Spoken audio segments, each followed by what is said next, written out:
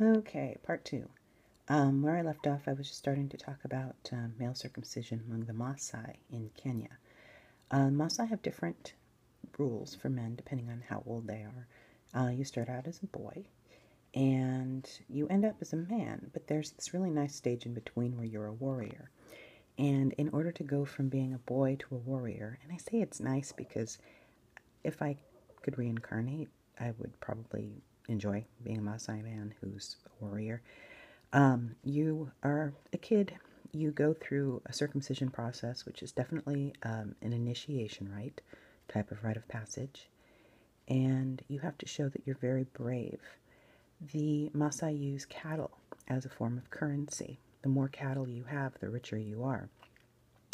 When a young boy, who's probably 12-ish, is ready to go into that warrior phase, he needs to go and be circumcised. Generally, this is done with a piece of glass, sometimes a piece of metal, and he has to be incredibly brave. No crying, no tears, no flinching. You just, go through it with a straight face. And if you succeed, you get cattle. So it's like you get this monetary reward for bravery. On the other hand, if you are scared and you freak out, your family has to give up cattle. So there's a fine for cowardice. And I've read an interesting account firsthand by a Maasai man who said that his family told him ahead of the ceremony, "You're going to fail us. You are going to cause us so much money. We are just preparing ourselves for total disappointment." And it really got him angry. And he didn't realize till afterwards that his family got him angry on purpose so that he wouldn't feel the pain as much. And he did very well. Anyway, once you become a warrior, you join another gang of guys, and you hang out for several years. You have sex with women. Premarital sex is not an issue among the Maasai. And you hunt lions, and you steal cattle from rival groups. And everybody admires you. You cover yourself in this kind of red clay. Can't think of the name of it right now. And you just live this awesome life. And then once you reach a certain higher age, you put all that away and you become a responsible husband. But you get this kind of time period, maybe kind of like the Maasai Rumspringa, where you get to sort of do what you want. Now, I mention this in this because male circumcision is seen very frequently as a rite of passage, but because female genital cutting is seen in a much more negative light generally, depends who you are. Some people see male circumcision in a very negative light, but it's huge all around the world as a rite of passage for men. And you don't see female circumcision in societies that don't also have male circumcision. And very often it does have this rite of passage aspect to it. It does other things as well. But let's move ahead with the Sara. For the Sara, those are some Sara girls. Before you get initiated and go through this ritual to become a woman, you're koi, which basically means you're a kid. And they're Christians. I just want to emphasize that. We're talking about Christian people who have been converted to Christianity for a very long time. However, the pre-Christian understanding of the world is still influencing their Christianity. So they believe you're born with two souls, a child soul, which is the koi, and an adult soul.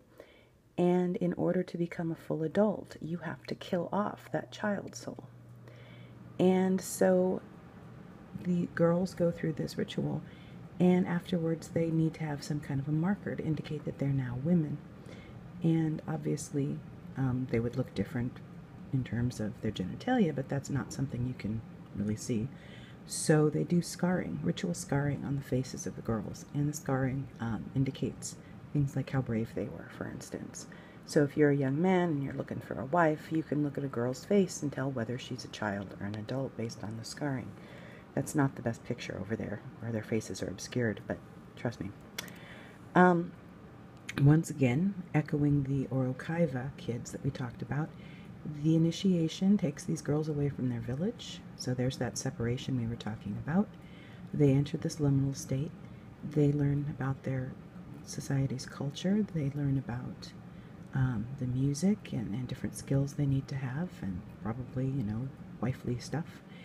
And they get reincorporated as full-blown adults later on. And it's very similar to what we saw in the video on Mumspringa. Anthropology is very interested in figuring out things that happen in multiple societies that seem to go along the same lines, that seem to be an aspect of humanity.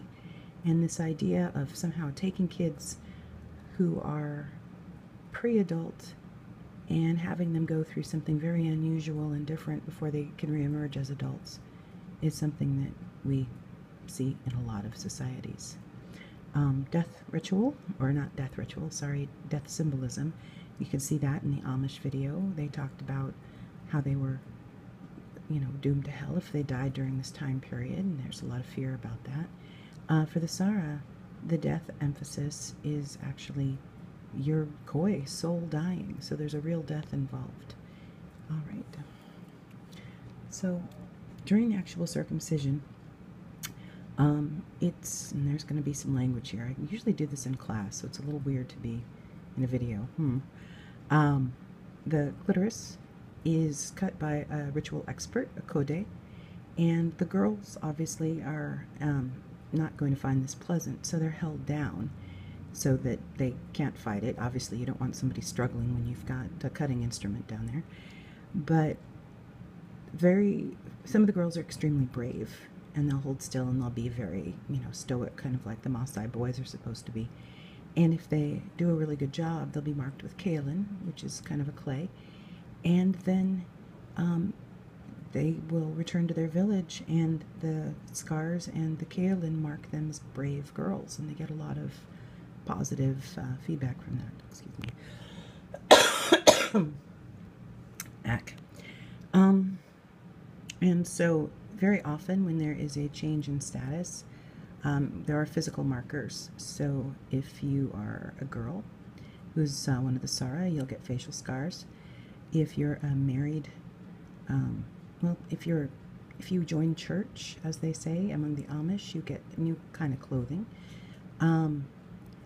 I am aware of certain communities in Northern Africa where people who have made the Islamic pilgrimage are allowed to get a gold tooth so that they can just show off that they've been on this pilgrimage by smiling. And obviously you may have noticed, here I can show you my hand. I have a wedding ring on, and that's an indicator in my society that I've been married. And so I went through a ritual that allowed me the right to wear a ring like that. It's not strictly enforced, but it's definitely symbolically there. All right, so reincorporation.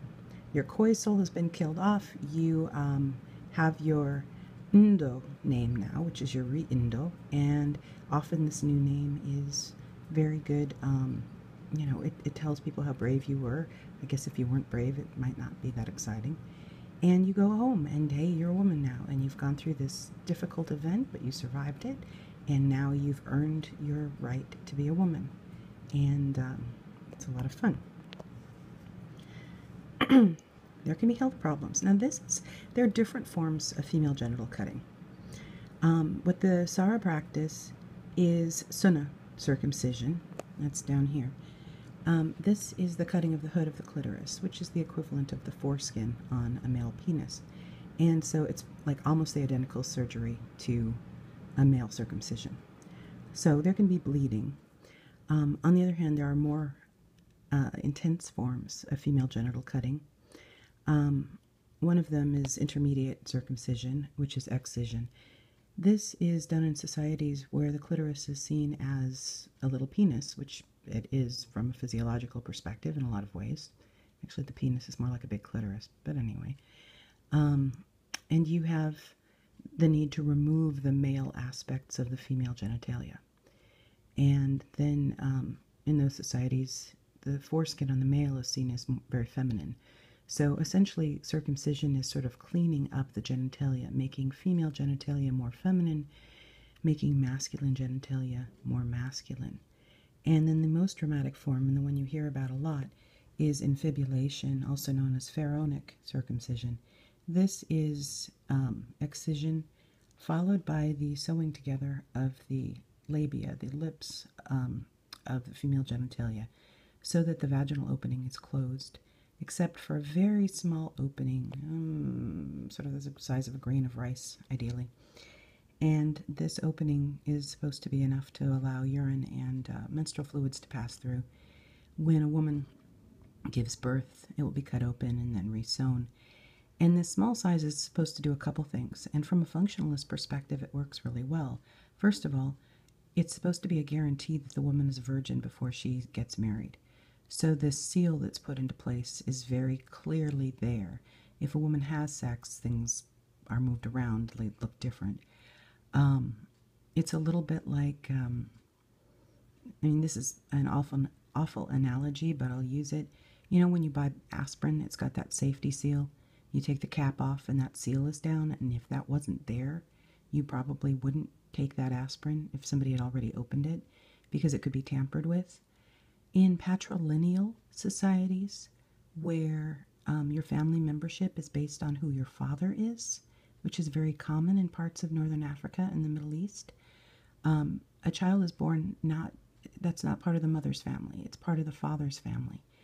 And so the most important thing is to know for sure who the father is. So if girls are sewn up like this, they're not going to go out seeking sex generally. Sex is going to be really painful. And there's physical evidence that they haven't been tampered with before they're married. And so you can be confident marrying a girl who's had infibulation that she's a virgin. It hurts like crazy when she has sex, and that small opening is supposed to be more pleasurable for the male, which is kind of unpleasant to think about. But does this result in girls not being as promiscuous? I would guess it probably does. Is it awesome from a human rights perspective? Not particularly. But when we look at cultural things, we've got to think about, what purpose does this serve? Why does this continue? And one of the things that's the most interesting is that this is perpetuated by women, not men. Anthropologists have found that the men are kind of like, we don't care. But the women are like, if I don't get my daughter circumcised, if she doesn't get infibulated, nobody's going to marry her. She's never going to have any kids. She's going to be this terrible outcast in her society. Excuse me. And so I survived it. And I have a place in my community. She needs to go through it too. It's going to be hard, but she's got to do it. And so it tends to be the mothers that enforce it on the daughters, who then enforce it on their daughters. There are definitely medical consequences of this. And some anthropologists are very much, let's wipe this out. Other anthropologists are like, let's look at it from their perspective. There's a general hope that this might change from within, just because it does cause so many health problems and it's such a human rights issue. All right, I'm going to stop on part 2 and record this one later.